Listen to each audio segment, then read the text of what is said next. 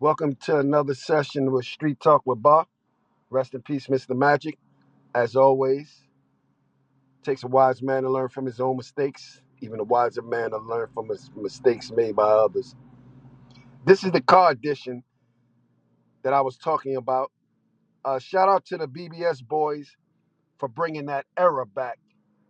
That era. You would have had to been there to really understand how deep that is with certain people. If you don't understand it, but it was a beautiful thing, man. And them cars from that era, beautiful thing, man. So, like I said, man, shout out to the BBS boys. This is your boy Bob from Brooklyn. And I was outside. I got a chance to see most of those whips hands on. I was a part of that lifestyle, and I love what they doing. I got this car off the BBS boys page, and the car you looking at is a Lexus SC Coupe.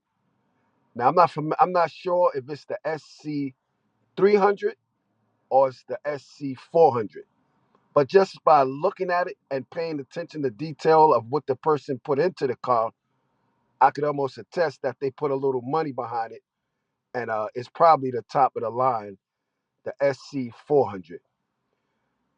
Now I'm gonna break this car down. The SC 300 was a 225 horsepower V6, and the 300 stands for 3.0 liter. That's how big the engine was. And then you had the bigger brother, which was the SC 400, and that one went 250 horsepower, and it was a 4.0 liter V8 engine. And they came out in late 91, so they came out as a 1992 model year. So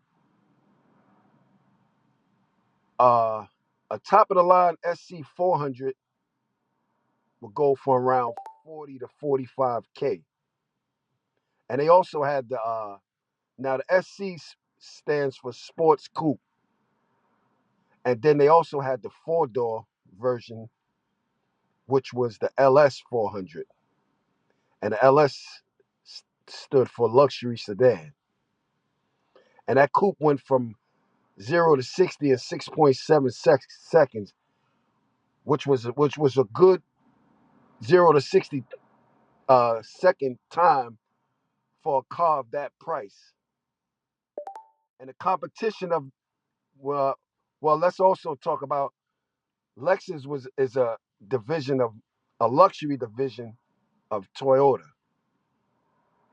So they set out to compete against cars like the Acura Legend Coupe, the Mercedes 300 CE, the Cadillac Eldorado.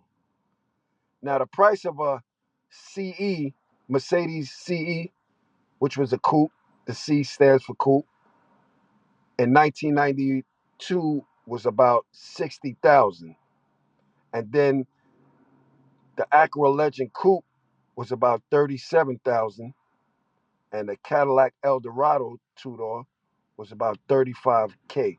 So those was the competition that Toyota slash Lexus set out to make their car to compete against.